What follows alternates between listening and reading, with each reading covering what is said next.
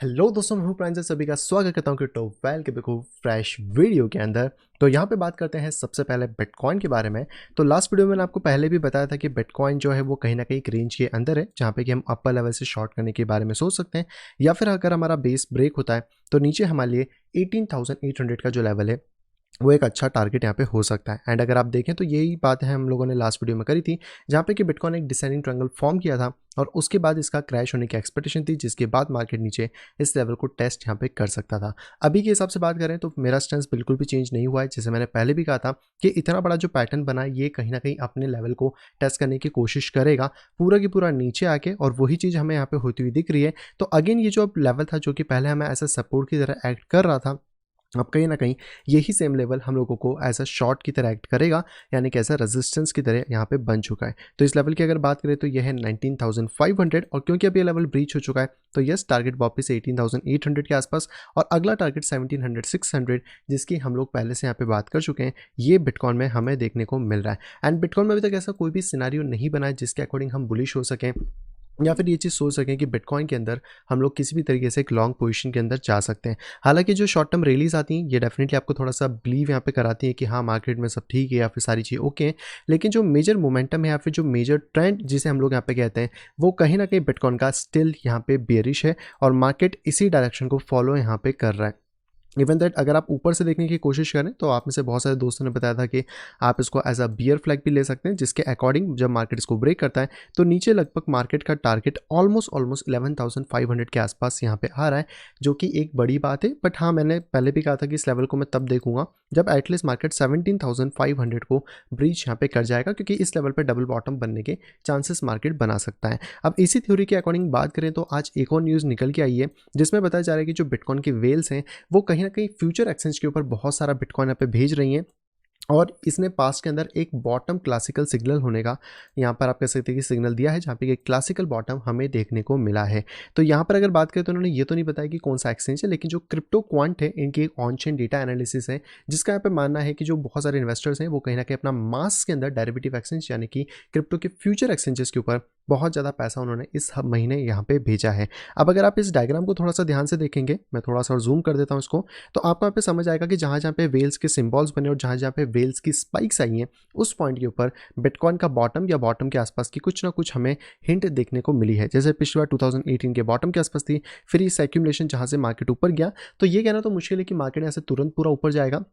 लेकिन हाँ, थोड़ा बहुत मार्केट के अंदर मोमेंटम यहाँ पे हो सकते हैं। तो अगर यहाँ से कोई मोमेंटम आता भी है तो इंपॉर्टेंट फिर लेवल हमें यहाँ पे 32,000 का देखने को बिटकॉइन या फिर आप कह सकते हैं जो अदर क्रिप्टो करेंसीज है उनमें मिलेगा। अब देखते हैं कि रिपोर्ट कितना सही होती है कितनी गलत होती है, वो हमें सारी चीज़ें तो पता पड़ जाएंगी, और इसके अलावा तो बहुत सारी कन्वर्सेशन चलती रहती है। लेकिन हाँ, ये वाला चार्ट एक थोड़ा अच्छा था, जहाँ पे वेल्स के बारे में बताया गया। और एक चीज़ और आप ध्यान से देखेंगे तो पिछले इस बॉटम पे भी वेल्स का एक एक्यूमुलेशन डिटेक्ट हुआ था, जहाँ से मार्केट थोड़ा सा ऊपर गया था, और अभी भी डिटेक्ट हुआ है। तो अगर यहाँ से मार्केट में छोटे छोटे पंप्स भी आ रहे हैं तो वो जैसे रिलीफ रैली होगी, जब तक कि मार्केट में हमें एक सॉलिड प्रूफ नहीं मिल जाता कि बिटकॉइन यहाँ से ऊपर जाने वाला है। और जैसे मैंने आपको पहले बताया था कि सितंबर का मंथ इंपॉर्टेंट रहेगा इसका मिड, क्योंकि यहाँ पे वॉल्यूम भी डिक्लाइन हो रहा है, साथ ही साथ बहुत सारे इवेंट्स हैं जो कि लाइनअप पे यहाँ पे लगे हुए हैं, तो उन सभी चीज़ों को भी आपको यहाँ पे देखते हुए चलना चाहिए। इसी के साथ अगर हम लोग बात करते हैं बिटकॉइन की डोमिनेंस के बारे में, तो डोमिनेंस हमने लास्ट टाइम भी देखा था अच्छी खासी गिरी थी, और जिस पॉइंट पर डोमिनेंस अब यहाँ पे ट्रेड हो रही है, ये पॉइंट ऐसा है जहाँ से डोमिनेंस के गिरने के चांसेस बहुत ज़्यादा यहाँ पे बढ़ जाते हैं। तो अगर आप अभी भी इस डोमिनेंस को देखने की कोशिश करें तो यहाँ से अगर ये डोमिनेंस स्लाइड करती है तो डोमिनेंस डेफिनेटली 35% के आसपास नीचे आएगी, जहाँ पे कि बिटकॉइन के अंदर हमें और ज़्यादा करेक्शन देखने को मिल सकता है। इसका फायदा डेफिनेटली अल्ट उठा सकते हैं, पर जैसे मैंने पहले भी कहा था कि अल्ट कॉइन की डोमिनेंस के अंदर हमें कोई भी पंप देखने को इस टाइम पे नहीं मिल रहा है। मार्केट जस्ट अपने लास्ट सपोर्ट पे आया है, अगर इसको भी ब्रीच करा देन अल्ट कॉइन की जो डोमिनेंस है वो और बिटकॉइन की डोमिनेंस एक साथ नीचे ड्रॉप करेगी। इसका मतलब ये है कि दोनों कॉइन्स के अंदर करेक्शन देखने को मिलेगा, चाहे वो बिटकॉइन पेयर हो या फिर यहाँ पे डॉलर पेयर हो। और अगर आपको तकलीफ होती है, समझ नहीं आता है मार्केट कैसे वर्क करता है, कहाँ पे एंट्री कहाँ एग्जिट कर सकते हैं, तो आप यहाँ पे ज्वाइन कर सकते हैं मेरे इस टेक्निकल एनालिसिस कोर्स के अंदर, जिसके ऊपर अभी चल रहा है 20% डिस्काउंट, और ये चलने वाला है 10 सितंबर 2022 तक। और इसमें बचे हैं आखिरी के 2-3 दिन, तो अगर अभी तक आपने इनरोल नहीं करा है, आप सीखना चाह रहे थे तो डेफिनेटली इनरोल कर सकते हैं। इसकी और ज़्यादा इन्फॉर्मेशन आपको वीडियो के नीचे फॉर्म के अंदर मिल जाएगी, वहाँ से आप चेक कर सकते हैं, या फिर आप मुझे डायरेक्टली डीएम कर सकते हैं मेरे टेलीग्राम के ऊपर या फिर मेरे ईमेल आईडी के ऊपर, जो कि आपको यहाँ पे नीचे देखने के लिए मिल जाती है। इसकी और ज़्यादा अधिक इन्फॉर्मेशन आप वहाँ पे ले सकते हैं एंड इस ऑफर को बिल्कुल भी मिस आउट ना करें, ताकि आप भी सीख सकें मार्केट में कैसे काम किया जाता है। केवल क्रिप्टो नहीं बल्कि forex, commodity and stock market को भी आप यहाँ से ट्रेड करना सीख सकते हैं। चलिए वापस आते हैं अपने चार्ट के ऊपर। मैंने आपको बता दिया है डोमिनेंस किस तरीके से वर्क कर रही है। इथेरियम की अगर बात करें तो इथेरियम के अंदर बहुत अच्छा खासा मोमेंटम था, लेकिन लास्ट टाइम जो हमने चीज़ें देखी हैं उसके अकॉर्डिंग इथेरियम में करेक्शंस देखने को मिले हैं। ये वाली एक रेंज है जिसके बारे में हमने लास्ट वीडियो में बात करी थी कि मार्केट इसके साइडवेज है, तो आप इसको थोड़ा सा देख सकते हैं। एंड अगर हम लोग 4 आवर्स के अंदर आएँ तो आप क्लियरली देख पाएंगे कि मार्केट किस तरीके से बिहेव कर रहा है। रेजिस्टेंस के पास जाके मार्केट गिर चुका है, वापस सपोर्ट से मार्केट उठ चुका है। इसके नीचे हम लोगों ने स्टॉप की बात करी थी लगभग 1470 के आसपास, जहाँ पे कि अगर मार्केट यहाँ पे गिरता है या फिर नीचे सस्टेन कर पाता है तो मार्केट 1300 को टेस्ट यहाँ पे कर सकता है। हालांकि वापस मार्केट में थोड़ी पंप आया है, लेकिन ये पंप इतना सस्टेनेबल अभी भी नहीं लग रहा है, और इस रेजिस्टेंस तक भी पंप जाता है तो भी हमारे शॉर्ट होने के चांसेस स्टिल यहाँ पे रहने वाले हैं। आई नो कि इथेरियम की जो अपडेट है वो 15 सितंबर के आसपास हमें प्लान्ड है, लेकिन देखो यहाँ पे जो चार्ट के अकॉर्डिंग चीज़ें दिख रही है वो यही दिख रही है कि जब तक इथेरियम आपका 1725 ब्रेक्स नहीं करता तब तक इसमें बहुत ज़्यादा बुलिश मोमेंटम नहीं होगा। ये जो शॉर्ट और क्विक्स मोमेंटम है ये जस्ट आपकी लिक्विडिटी पुल आउट के लिए, जहाँ पे कि स्टॉप लॉसेस को आउट यहाँ पे किया जा सके। तो अगर ये लेवल यहाँ आकर रिजेक्ट होता है देन हमें एक शॉर्ट की अच्छी अपॉर्चुनिटी मिलेगी, लेकिन अगर इस लेवल के ऊपर जाके सपोर्ट बनाता है देन फिर हम लोग 2000 या 2100 के लिए ट्राई आउट कर सकते हैं। बट जैसे मैंने आपको बिटकॉइन के अंदर पैटर्न बताया था वैसा ही पैटर्न यहाँ पर भी है, और इस पैटर्न के ब्रेक होने के बाद इसके बॉटम के हिट होने की प्रोबेबिलिटी ज़्यादा यहाँ पे बढ़ जाती है, जिसके अकॉर्डिंग अभी भी हम लोग नीचे के लेवल्स को थोड़ा सा कंसिडर करके यहाँ पे चल रहे हैं। इवन दैट यहाँ पे वॉल्यूम का तो कुछ खास चेंजेस नहीं है, इंडिकेटर्स में भी कुछ इतनी खास अपडेट नहीं है, लेकिन अगर हम लोग बात करते हैं इसके CME चार्ट के बारे में तो यहाँ पर आप एक चीज़ देख पाएंगे कि यहाँ पे जो राइजिंग चैनल था जो हमने पहले भी बनाया था, ये ऑलरेडी मार्केट ब्रीच करके वापस इसको रीटेस्ट कर रहा है। अगर वापस से मार्केट ऊपर रिक्लेम नहीं कर पाता है तो सीधी सी बात है मार्केट नीचे की तरफ करेक्शन लेगा। तो कल की डेली क्लोजिंग या आप कह सकते हैं 1 या 2 दिन के अंदर जो भी क्लोजिंग होने वाली है वो हम सभी लोगों के लिए इंपॉर्टेंट यहाँ पे रहने वाली है। इसी के साथ बात करते हैं हमारे अगले टोकन जो कि यहाँ पे लाइटकॉइन, एंड सिंपल सा वही सिनारियो आपको फिर से देखने को मिला है। इस लेवल के आसपास मैंने आपको रेजिस्टेंस पहले भी बताया हुआ था, जहाँ से मार्केट को एक अच्छा सा करेक्शन मिला है। मार्केट थोड़ा पुल अप होने की कोशिश कर रहा है, लेकिन मार्केट यहाँ पे शोल्डर, यहाँ पे हेड और यहाँ पे शोल्डर का फॉर्मेशन कर सकता है, और अगर ऐसा कोई पैटर्न बनेगा तो हमें एक शॉर्ट का ट्रेड फिर से इस जोन के आसपास कहीं ना कहीं देखने को मिल सकता है। तो आप थोड़ा सा प्लान आउट कर सकते हो अपने ट्रेड को किस तरीके से करना है, बट क्योंकि ये बहुत ज़्यादा चॉपी रेंजेस हैं, जहाँ पे अपर रेजिस्टेंस हमारे पास $65 और बॉटम सपोर्ट की बात करें तो $51 के आसपास है, यानी कि एक साइडवेज मार्केट के अंदर ये सारी चीज़ें यहाँ पर चल रही हैं। इसी के साथ बात कर लेते हैं बाइनेंस कॉइन के बारे में। तो बाइनेंस कॉइन ने थोड़ा सा धोखा दिया है डेफिनेटली। यहाँ से तो अच्छा खासा मार्केट ड्रॉप करा था, तो आपने अगर रेजिस्टेंस शॉट किया वेरी गुड, वापस मार्केट इसके अंदर आ गया है, तो मैं कहूँगा कि इन लेवल्स को अब आप रिमूव कर सकते हो, और इसकी जगह जो फॉलिंग वेज हम लोगों ने ड्रॉ किया था इसको आप थोड़ा एक्सपांड कर सकते हो। जो भी लाइन्स हैं आपको यहाँ पे देखने को मिल रही हैं इसके अकॉर्डिंग, तो इसमें आपको थोड़ा सा चेंजेस देखने को मिल जाएंगे। देखिए वैसे तो फॉलिंग वेज एक बुलिश पैटर्न होता है जो कि ब्रेक करेगा तो ऊपर की तरफ जाएगा, बट यहाँ पर जो रेजिस्टेंस है हमारे पास मेजर रेजिस्टेंस वो इस जोन के आसपास है 280 टू 290, जो आप इस लेवल पे लगा सकते हो। और इसके ऊपर जब तक कोई भी कंफर्मेशन नहीं आता हम ट्रेड को प्लान आउट नहीं कर पाएंगे, क्योंकि स्टिल मार्केट इस तरीके के फेक आउट दे सकता है और आपकी लिक्विडिटी को मार्केट से आउट यहाँ पे कर सकता है। नेक्स्ट हम लोग बात करते हैं XRP के बारे में। तो XRP में भी लगभग सेम तरीके का जंप है, इसको मैं रिमूव कर देता हूँ एक बार। तो यहाँ पर अगर आप देखने की कोशिश करें तो लास्ट टाइम जो हमारा राइजिंग चैनल था वो बेसिकली यहाँ पे ब्रीच कर गया है मार्केट में, और इस राइजिंग चैनल के अकॉर्डिंग हमें एक ही चीज़ समझ आती है, वो है इसका सपोर्टिव जोन, जो कि मार्केट 0.3 के आसपास टेस्ट यहाँ पे कर सकता है। अभी के लिए जो करंट रेजिस्टेंस जोन है वो यही वाला जोन आएगा मार्केट का। अगर आप इस जोन के आसपास इसको लगाना चाहते हैं, जहाँ पे 0.33 के आसपास मार्केट अगर ड्रॉप करता है तो 0.30 के आसपास तक मार्केट यहाँ पे नीचे की तरफ आ सकता है, और इसके ऊपर मार्केट अगर जाता है देन जैसा लास्ट टाइम हमने पंप के बारे में बात करी थी, तो इस तरीके के कुछ फेक पंप्स आते हैं, देन हम इसी लेवल के आसपास से शॉर्ट का दोबारा सा प्लान कर सकते हैं। देखिए यहाँ पे रेजिस्टेंस पे थोड़ा प्रेशर बढ़ गया है, इसलिए हल्का फुल्का हमें यहाँ पे चीज़ देखनी पड़ेगी। अगर यहाँ पे कुछ प्रॉपर शॉर्ट के सेटअप्स मिलते हैं स्मॉल टाइम फ्रेम में, देन हम लोग शॉर्ट कर सकते हैं और मार्केट को 0.30 तक आता हुआ फिर यहाँ पे देख सकते हैं। नेक्स्ट बात कर लेते हैं हम लोग अपने अगले टोकन, जो कि है यहाँ पे डॉट टोकन। एंड डॉट में जैसा हमने पहले सोचा था उसके हिसाब से तो मार्केट ने एक बार रिएक्शन दे दिया है, थोड़ा सा मार्केट डेफिनेटली ऊपर आया, तो मुझे लगता है कि यहाँ पे जो मार्केट है ये एक तरीके से अपना अपर चैनल या फिर आप कह सकते हैं ब्रॉडगेज चैनल बना रहा है, जिसको आप बियरिश फ्लैग के तौर पर ले सकते हो। यानी कि अगर मार्केट नीचे जाता है तो यहाँ से मार्केट 6.2 के आसपास तक अपने करेक्शंस कर सकता है। तो जब भी इसकी नीचे वाली वाइट लाइन ब्रेक होती है हमें एक अच्छा खासा शॉर्ट रेट मिलेगा, नहीं तो ये रेजिस्टेंस स्टिल लिंक लाइन है 7.7 से लेकर हमें 7.8 के बीच में एक शॉर्ट के ट्रेड को देखने की प्रोबेबिलिटी मिल जाती है। नेक्स्ट वन के बारे में बात करें तो ये है नियो, जिसने भी रेंजेस को डेफिनेटली ब्रेकआउट किया, वापस से इंटरनल रेंजेस में आ चुका है, लेकिन यहाँ पे जो मिड लेवल है यहाँ से हमें थोड़ा देखना पड़ेगा कि मार्केट कैसे आता है। एंड स्टिल ये बुलिश नहीं है, तो हम बियरिश साइड ही ज़्यादा इसको फॉलोअप लेंगे, जिसके अकॉर्डिंग जो नीचे का सपोर्ट हमारे पास है वो अराउंड 7.8 से लेके $8 है। तो अगर कोई भी शॉर्ट लेवल हमें 9.14 से 9.52 के बीच में मिलता है तो वहाँ से फिर हम लेके अपने टारगेट को 7 के आसपास यहाँ पे रख सकते हैं। तो अगर मार्केट में अभी थोड़ा सा पंप और आने वाला है या फिर आता है तो मार्केट इस तरीके से इंक्लाइन कर सकता है, और इस तरीके के इंक्लाइन में हमें कुछ इस तरीके के दो मोमेंटम मिल सकते हैं। अगर शॉर्ट हुआ तो इतना, लॉन्ग हुआ तो अपर, और फिर हम लोग इसको शॉर्ट के लिए यहाँ पे प्लान आउट कर सकते हैं। नेक्स्ट टोकन की बात करें तो ये है दोस्तों सोलाना, जिसमें मैंने आपको लास्ट वीडियो में बताया था कि मार्केट के पास दो ऑप्शन है, या तो मार्केट डायरेक्ट डंप कर सकता है या मार्केट ऊपर जाके हिट करके डंप कर सकता है। और ये वाली वैलिडिटी अभी भी है यहाँ पे, क्योंकि डंप मार्केट ऑलरेडी कर चुका है एक साइडवेज का फॉर्मेशन, और अगर मार्केट यहाँ पे थोड़ा सा और पंप करता है देन यही वो लेवल होगा जहाँ पे कि हम फिर से इसी जोन को टेस्ट आउट करता हुआ देखेंगे। नेक्स्ट बात करते हैं कार्डेनो के बारे में। कार्डेनो में अपना मार्केट लूज कर चुका है, ये मैंने शायद उस दिन भी कहा था कि अगर आप स्टॉप देके चल रहे हो तो बहुत टाइट देना, ताकि यहाँ पे आपको ज़्यादा मोमेंटम ना मिले, और अपर रेजिस्टेंस इतनी ज़्यादा नहीं है जिसमें कि ऑलरेडी ब्रेक हो गया रेजिस्टेंस है, तो यहाँ पर अभी हमारे लॉन्ग के ट्रेड्स नहीं बनते। और इवन दैट अगर आप फिर भी सोच रहे हो शॉर्ट के लिए तो ये वाइट लाइन आपको और हेल्प कर सकती है, जिसके ब्रेक होने के बाद यानी कि इसका 0.45 का लो, फिर आपके लिए जो टारगेट है वो 0.40 तक यहाँ पे आ सकते हैं। नेक्स्ट यहाँ पे बात करते हैं मैटिक के बारे में। तो मैटिक ने अच्छा खासा बॉटम ब्रेकडाउन कर दिया है, यही चीज़ हम लोगों को नियम में भी मिलनी चाहिए थी, बट वहाँ पे प्राइस ने थोड़ा सा ऊपर की तरफ चीज़ दे दी है, और यहाँ पर अभी क्लियर कट हमें शॉर्ट का ही ट्रेड मिल रहा है। तो अगर ये मार्केट थोड़ा सा और अप डाउन करता है इस रेजिस्टेंस लेवल पे, तो भी हम इस तरीके से ट्रेड कुछ ना कुछ प्लान कर सकते हैं, जिसमें क्राइसिंग वेज या समथिंग अगर कुछ मिले और ट्रेंड लाइन यहाँ पे फॉर्म हो तो उसके बाद हमें एक अच्छा खासा शॉर्ट का ट्रेड देखने को मिल जाएगा। नेक्स्ट बात कर लेते हैं माना कॉइन के बारे में। माना कॉइन का वापस रिजेक्शन एंड बॉटम पॉइंट से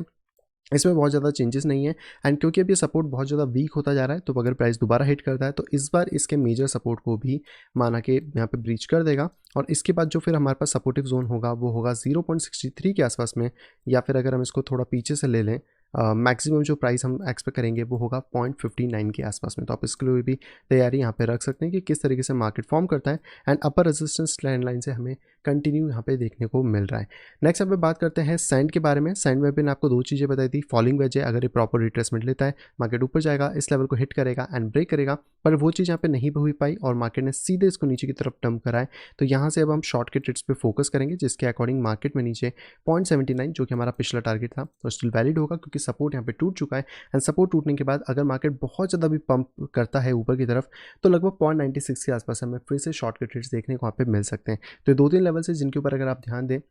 तो अलग अलग कॉइन्स के अंदर आपको एंट्रीज देखने को यहाँ पर मिल जाएंगी। तो ये तो दोस्तों सारे हमारे कॉइन। अब चलते सीधे अपनी न्यूज़ के ऊपर। आज की दोस्तों जो दूसरी न्यूज़ आ रही है वो आ रही है सोनी की तरफ से। सोनी ने कहीं ना कहीं ट्रेडमार्क को यहाँ पे फाइल कर दिया है अपनी एप्लीकेशन में, जहाँ पे कि NFT ऑथेंटिकेट म्यूजिक्स को बेसिकली बेचने वाले हैं, एंड ये सारा बेचेंगे उनकी कोलंबिया के अंदर, कोलंबिया रिकॉर्ड्स, जिसके आपने देखा होगा जब आप मूवी देखने जाते हो तो कोलंबिया वहाँ पे आता है स्टार्टिंग में, वही इनका एक ब्रांड होगा जिसके अंदर ये सारी चीज़ें आएंगी। तो अभी इन्होंने एक ट्रेडमार्क फाइल कर दिया है, जिसके अंदर आप कह सकते हैं कि United state patent and trademark office के अंदर इन्होंने इस चीज़ को यहाँ पर करा है, जिसके अंदर आपको सॉन्ग्स मिलेंगे कोलंबिया लोगों के अंदर, जिसके अंदर आपको अलग अलग चीज़ें मिलेंगी। NFT बैक मीडिया होगा, music plus podcast production, artist management, music distribution service, and कहीं ना कहीं जो NFT है वो आने वाले टाइम में हर एक चीज़ को ईजी यहाँ पे बना रहा है। वहीं पे बात करें अगली न्यूज़ की तो ये आ रही है डॉगी कॉइन के फाउंडर की तरफ से, जिन्होंने एलोन मस्क के ऊपर यहाँ पर आप कह सकते कि एक कह सकते हैं लॉसूट किया है, जहाँ पे कि $258 बिलियन का यहाँ पे लॉसूट किया है, क्योंकि एलोन भाई यहाँ पे खेलते रहते थे इसकी प्राइस से, यानी कि अपने ट्वीट्स कर करके, और यही चीज़ किसी को गवारी नहीं हुई, जहाँ पे कि उन्होंने कर दिया है इनके ऊपर क्लेम। इनके ऊपर नहीं, मतलब इनकी कंपनी टेस्ला और इनकी जो दूसरी कंपनी स्पेसएक्स, जिनका कहना है कि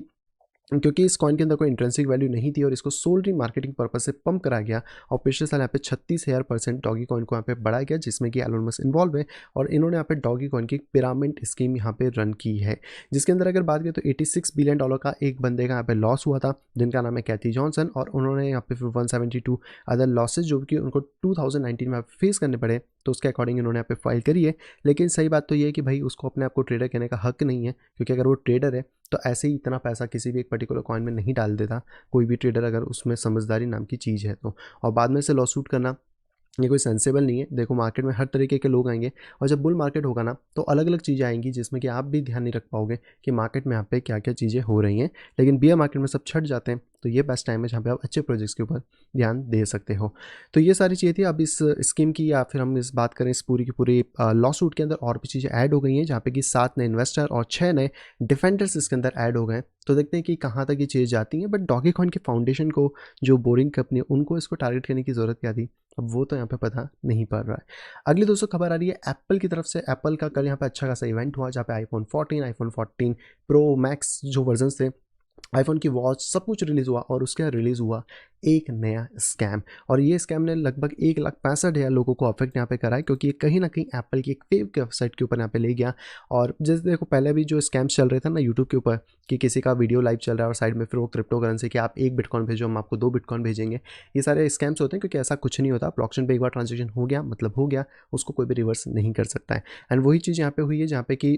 टिम कुक का एक पुराना इंटरव्यू यहाँ पे चला दिया गया और उसके हिसाब से बोल दिया कि लोगों को भरोसा दिला दिया कि हाँ, एप्पल यहाँ पे क्रिप्टो करेंसी के साथ गिव अवे करने वाला है, जहाँ पे खूब सारा क्रिप्टो करेंसी मिलेगा। और अगर हम टाइटल थंबनेल की बात करें तो Apple is buying 1 lakh bitcoin,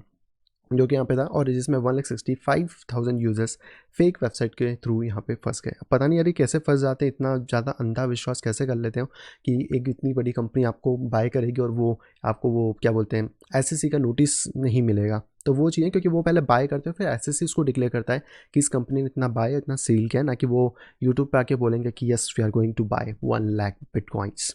अगली दोस्तों हमें खबर आ रही है कॉइनबेस की तरफ से, जहाँ पे कॉइनबेस ये सोच रहा है कि वो एक्वायर कर लेगा 1.6 बिलियन के मेकर डाओ यूएसडीसी को। यूएसडीसी बेसिकली इन्हीं का पास आपको टोकन देखने को मिलता है जिससे कि 35% मार्केट कॉलेक्टर की तरह यहाँ पे दिया जाता है। और अगर मेकर की बात करें तो 24 मिलियन का रेवेन्यू इस चीज़ से उन्हें देखने को मिलता है। तो यहाँ पर अगर कॉइनबेस इस चीज़ को एक्वायर करने के लिए जाता है 1.6 बिलियन का है, तो यहाँ पे 1.5% का यील्ड इनको देखने को यहाँ पे मिल जाएगा। और ये जो एस्टीमेट निकल के आ रहा है रेवेन्यू, उसमें से ये अच्छा खासा अर्निंग यहाँ पे कमा सकते हैं। अब देखते हैं कि क्या चीज़ें होती हैं। बाकी स्टेबल कॉइन के मार्केट में बात करें तो 35% का डाई कोलेट्रल यहाँ पे चलता है, जो कि 4.8 बिलियन के आसपास है। और यहाँ पर अलग अलग सर्विसेज दी जाती हैं, यहाँ पे क्रेडिट लाइन को भी एक्सपांड यहाँ पे किया जाता है। बाकी कॉइनबेस बड़ी कंपनी है तो देखो खरीद सकती है। आने वाले टाइम में देखते हैं कि ये डील इनके लिए कैसी यहाँ पे निकलती है। अगली दोस्तों एक बहुत बुरी खबर आ रही है जो कि आ रही है आवेलांच की तरफ से। आवेलांच एवी कॉइन जो भी आप यहाँ पे कहना चाहते हैं, एवीएक्स। तो बेसिकली इनके ऊपर हुआ है फ्लैश लोन अटैक, जहाँ पे कि $370K का नुकसान इन्हें झेलना यहाँ पे पड़ा है। और इस टाइम पे हम सभी को पता है जब बियर मार्केट आता है तो ऐसे लूप होल्स बहुत सारे रह जाते हैं। और इनका जो ऑटोमेटेड मार्केट का मतलब कर्व फाइनेंस जो इनको यहाँ पे ऑटोमेटेड मार्केट करता था, उसको भी इसका नुकसान यहाँ पे झेलना पड़ा है, क्योंकि इनके स्मार्ट सिक्योरिटी कॉन्टेक्स्ट के अंदर एक्सप्लोजन हमें देखने को मिला है। अब ऐसा कौन सा बनाया वो पता नहीं, हालांकि शायद सर्टिंग ने भी इनको वेरीफाई करा था, उसके बाद भी ये सारी चीज़ें हुई हैं। बट सर्टिंग का एक जो सॉफ्टवेयर है स्काईनेट, वो basically on chain security analysis देखता है कि कौन से उसमें बग आ रहा है, कौन से उसमें चीज़ें आ रही हैं, और मॉनिटर करता है सस्पिशियस स्मार्ट कॉन्ट्रैक्ट डेटा को ऑनलाइन। तो इन्होंने बेसिकली बताया कि आवेलान जो है वो निपट चुके हैं और यहाँ पे एक फ्लैश लोन क्रैश देखने को मिला है, जिसमें कि इन्होंने क्या करा कि जितने भी चीज़ें थे उनको जो बोरो कैपिटल थी उनको यहाँ पे सेल कर दिया